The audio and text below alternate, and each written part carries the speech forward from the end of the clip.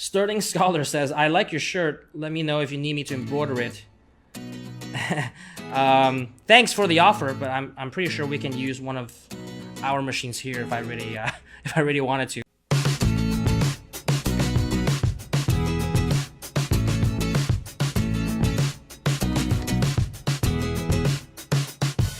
Tiffany Edwards Morris, please let me know when Decosummit is this year. I'm ready to book so I can be there. Awesome. Yeah, so actually we're in the planning phases of Decosummit already. We're starting the planning a little bit earlier this year, so the details will be announced pretty soon. We are looking to launch, the entire process sometime in April, so late March to early April, and so the information will be coming out then. So stay tuned for another kind of like month or so, and then the details will be finalized. It will be sometime in October, and then we'll disclose the location and everything. Obviously, it'll be in Miami, Florida, but we'll disclose the actual venue and stuff like that, and also the ticket pricing. Mark Wood Jr. asks, how do I claim the machine on my taxes for last year? You probably have to talk to a CPA on that, but essentially there's this tax clause that's called section 179. You can essentially deduct the entire commercial equipment purchase from your taxes. So look, ask your CPA about that, but you can deduct the entire purchase from your taxes. That's probably going to save you, several $1,000s depending on which tax bracket you're in. Carrie Merck Boyd asked, we are considering purchasing a machine. We live quite a ways from Miami. Is it worth spending the money to do on-site training, or is the online training comparable? There are customers that learn better in person and on-site, right? So it really depends on the method in which you feel most comfortable with in learning. It's not to say that the online training is not going to be sufficient. In fact, the online training is more than sufficient enough to get you started and to get you through all the basics of operations and how to do the maintenance and basically start your first project. That's what it's intended to do. We're actually coming up with other kind of like more advanced courses on a regular basis that people that have completed the basic courses can sign up for. So you can kind of continuously augment and supplement your knowledge from these online webinars and sessions that we will host. Now, some people still feel better on the on-site training in person, and they can, spend more dedicated time. It is a little bit longer because you can have dedicated time to kind of ask questions, but it comes with the cost of having to, come on site and book the accommodations and flight to actually come here. But if that's worthwhile to you and you feel more comfortable that way, then of course, it really depends on what you're comfortable with, and if you find that more suitable to your learning style, I would definitely recommend that book something with our team and actually come on site to the academy here. All right, so another question from Jeff Fuller. When comparing machines, what defining factors do you recommend comparing? Right, you have to understand, no one knows your business better than you do, and you have to understand what items you're looking to do or what items you're looking to grow into or offer the services for to your clients. And so that needs to correlate directly with the type of equipment that you actually get. So knowing the embroidery size, what requirements you have for that, knowing the number of needles that you will require, knowing the different hoops that come with it, knowing whether it comes with a cap attachment, all of those things should correlate with what types of items you are doing and how that will fit your needs, right? And obviously you would need to look at budget. Right? If you have the budget to what kind of budget you have starting out, or maybe you're expanding your business, it really depends on every situation. But again, I think that video that we're going to put out will really break down kind of an embroidery machine buyer's guide for people that are looking to either get into the business or expand their business,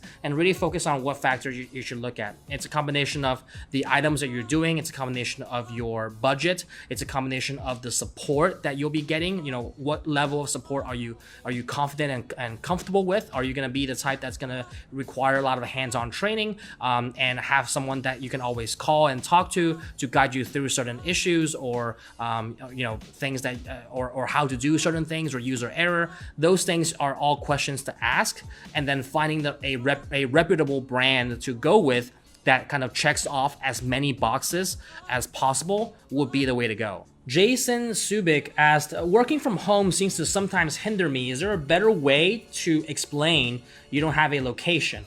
I tell people this and it seems like I lose business, but I don't feel like I should go out and rent a space. You are going to be limited from a perspective of having meetings with the client, right? It's very awkward or difficult to have a client come into your physical location, which is your house, and have a meeting there. Is very unprofessional. So in the case where, you know, I think most clients would not care if you have a physical location as long as you can get the work done. So I would recommend finding a balance of, like, if there is, if it's needed to have a client meeting, find a Starbucks or a co-working space and have the meeting there, and then just do your production at home where you can manufacture and embroider the actual goods. As long as the client gets good quality shirts or garments and they're delivered on time, I don't really think they care that you don't have a physical location. And to be very honest, most people don't have a physical storefront because it's just much more cost efficient to not have one. Obviously you don't have that overhead, but also you can get the same stuff done without having a storefront. You know, if people want a more visual of the sample and things like that, again, you can arrange a meeting with that client without sacrificing that business. Make sense? Howard Jaws asks, do you guys sell used or refurbished machines? Yes, we absolutely do. They don't come around very often because, you know, usually comes around with either like a trade show demo that we've been using that we're upgrading to newer machines, and so it's a demo unit, or some trade-ins from customers, right? Maybe they traded in one machine to upgrade to another. That's when refurbished machines will come up, but they tend to not last very long in inventory. Alexander Oliveri, I'm just here for the free MT1501. Yeah, that's probably not gonna happen on this call, but I know you're looking for one, probably expanding to a fourth one, if I'm not mistaken, right? Fourth or fifth one. You already have 3. So just let us know when you're ready. Shanna A. Ford asks, how big is your smallest machine? So the smallest machine will be the EM1010. Yeah, it's 98 pounds because it's 49 kilos, like 48 kilos. So it's about 98 pounds. So that's the smallest that we have, the most lightweight one. And 2 people can carry that very easily. Latricia Smith asked, how many different needle types should be in the machine? Great question, and this is one of the efficiency tips that I always give people, right? When you have a multi-needle machine, whether it's a 10-needle machine or a 15-needle commercial machine, you want to be able to maximize your efficiency. The number of needles is not just there for you to do different colors, although that's a lot of the reason why people get multi-needle machines, is so they don't have to do the color change for cones of threads that often. But one of the key points is that you can preset different ranges of your needles for different types of needles. Meaning, if you have a 15-needle machine, you can have 5 of them being just the normal 7511 ballpoint. You can have 5 of them being 7512, so a larger size needle. The 8012, a larger size needle, and perhaps have it as sharp point. Maybe those you'll use for caps.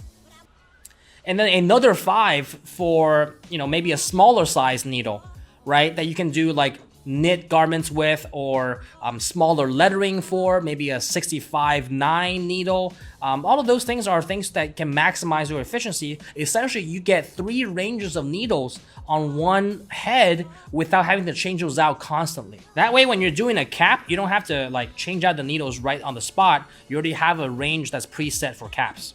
So thank you so much, guys, for joining. As always, I hope that this was tremendously helpful and that we were able to add a tremendous amount of value to either your questions or just general things that you wanted to know about the custom apparel business in general, or, you know, our particular machines, or whatever the case is, to put your mind at ease or to ease some of the concerns or questions that you might have. The one thing that I would ask is for you to go ahead and implement and deploy the things that you have learned, because as always, information is not going to be helpful, but that insight and the actual execution is what's gonna drive the difference in your business. Or if you're just starting out, that's gonna make the difference for taking that leap. So whatever you need, we're here to help, and I hope that this was tremendously helpful for those of you that have joined and stayed to the end. And thank you guys so much for joining, and I'll see you guys next month.